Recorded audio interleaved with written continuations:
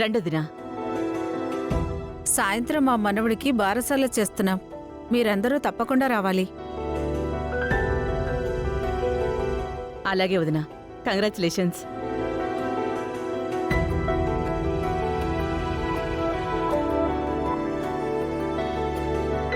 అవునమ్మా, మీ వదిన కడుపుతో ఉందని విన్నాం. మరి నీకే విశేషం లేదా? మాకంత అదృష్టం లేదులే వదినా. బిడ్డొచ్చిన వేళ గొడ్డొచ్చిన వేళ అని ఏదో పల్లెటూరు సామెత చెప్తారు కదా. ఈ మహాతల్లి ఏ ముహూర్తాన్ని ఇంట్లో అడుగుపెట్టిందో గాని అప్పటినుంచి మాకు అష్ట దరిద్రాలు చుట్టుకున్నాయి. ఓ పక్క వ్యాపారం సరిగ్గా నడవట్లేదు, ఇంకో పక్క నా కూతురి పెళ్లి అవ్వట్లేదు.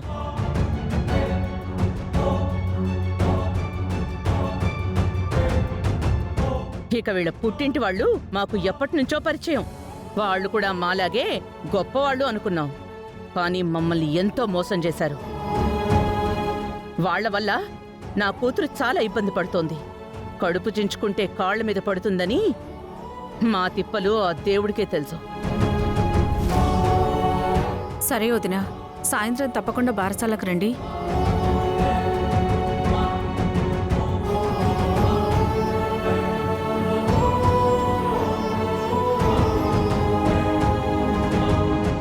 ఆగో,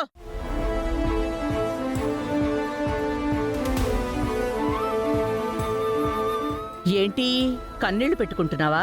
నేనలా మాట్లాడుతుంటే నీకు కష్టంగా, బాధగా, ఇబ్బందిగా ఉందా? ఇద్దరు ఆడవాళ్ల ముందే నీకంత అవమానంగా ఉంటే మీ అన్నయ్య, మీ కుటుంబం కలిసి పెళ్లి పందిట్లో 2 సార్లు అదితిని మమ్మల్ని ఎంతగా అవమానించారు. అదితి ఎంత బాధపడుండాలి? కరెక్టే అత్తయ్య, జరిగింది తప్పే. మా అన్నయ్య అలా చేసుండకూడదు. కానీ అందులో నా తప్పేముంది?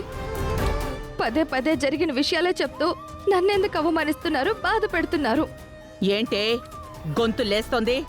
నేను మిమ్మల్ని ఎదిరించాలని అనట్లేదు అత్తయ్య, నా బాధ చెప్పుకుంటున్నాను.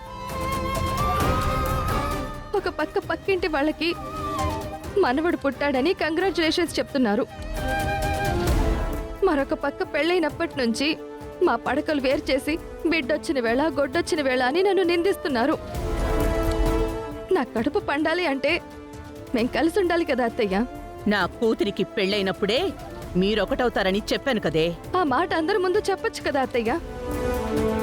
నేనంటున్నానని కాదు, కానీ కారణాలేవైనా మా అన్నయ్య అదితిని కాదని అహల్యని పెళ్లి చేసుకున్నాడు.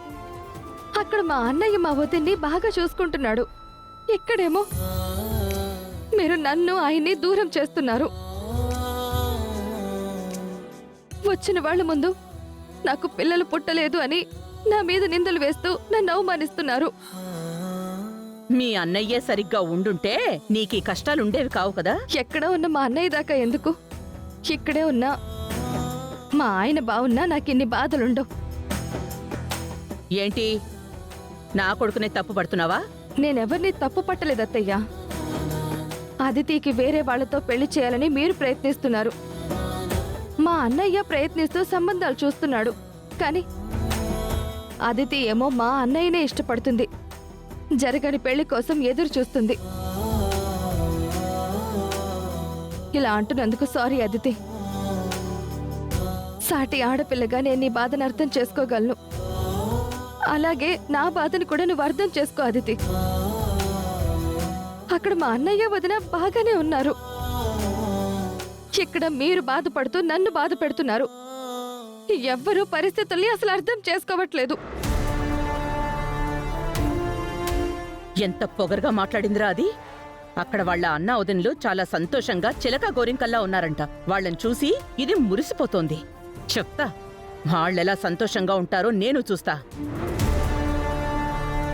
వాళ్ళని కష్టాల్లోకి నెట్టే అవకాశం నాకు ఒక్కటైనా రాకుండా పోతుందా? అప్పుడు చెప్తా.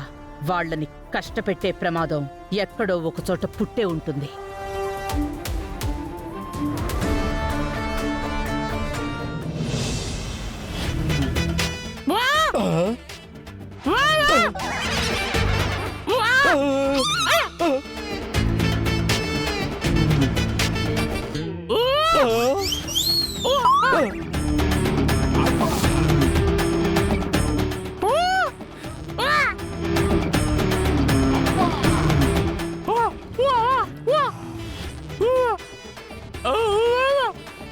వలన నీ బతుకు ఎలా అయిపోయింది.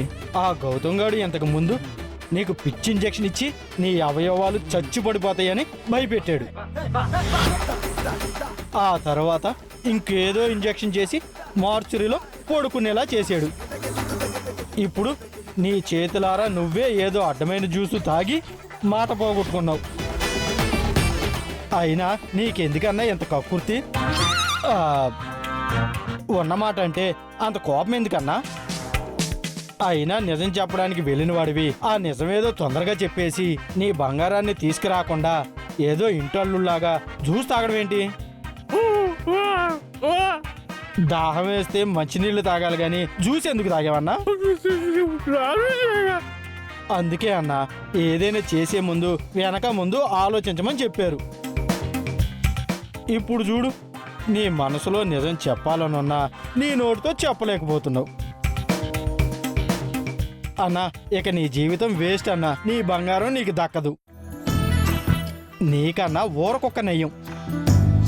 అవసరం వచ్చినప్పుడు అరుస్తుంది. నీకు అది కూడా లేకుండా పోయింది. అవునన్నా, ఇంటి మీద వాలిన నల్లకాకి కూడా నీకన్నా బెటర్. అది కూడా అరిచి గోల చేస్తుంది. నువ్వు పిచ్చికిలా కూడా సైకి చేయలేవు. ఇక అన్నీ మూసుకొని ఒక మూలను కూర్చోవలసింది.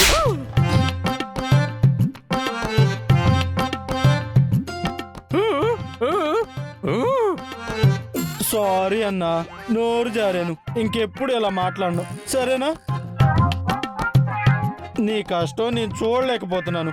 నీకు మాటలు తెప్పించే డాక్టర్ ఎవరన్నా ఉంటే కనుక్కొని నిన్ను అక్కడికి తీసుకెళ్ళి ట్రీట్మెంట్ చేపిస్తాను, సరేనా?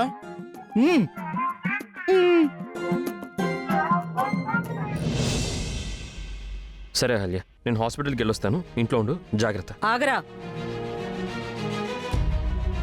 అదితికి పెళ్లి సంబంధాలు చూస్తానన్నావు కదా, ఎంతవరకు వచ్చింది ఆ విషయం? అది ప్రాసెస్ జరుగుతుంది నానమ్మ. రష్యా వాడు ఉక్రెయిన్ మీద యుద్ధం చేసినట్టు ఇంకెన్నాళ్ళు డిలే చేస్తావురా? నువ్వు అదితికి పెళ్లి చేస్తానని మాటిచ్చి 3 నెలలు దాటింది. ఇంకా అదితి మెళ్ళలో 3 ముళ్ళు పడలేదు. నేనేం ఖాళీగా లేనక్క. ఒక పక్క హాస్పిటల్ని చూసుకుంటున్నాను, మరో పక్క అహల్యం చూసుకుంటున్నాను. తనకి నెలలు నిండుతున్నాయి. డెలివరీ డేట్ దగ్గర పడింది. అంటే తీరిక లేదు, బిజీగా ఉన్నాను అంటావు. అలాంటప్పుడు అదితికి పెళ్లి చేస్తానని మాట ఎందుకు ఇచ్చావు బామర్దే? రేయ్, మాట ఇచ్చాక నిలబడాలరా. నువ్వు ఆలస్యం చేసే కొద్దీ దాని ఎఫెక్ట్ శ్రావ్య మీద పడుతుంది. అదితి పెళ్లి కాలేదని యామిని ఆ కోపాన్ని శ్రావ్య మీద చూపిస్తుంది.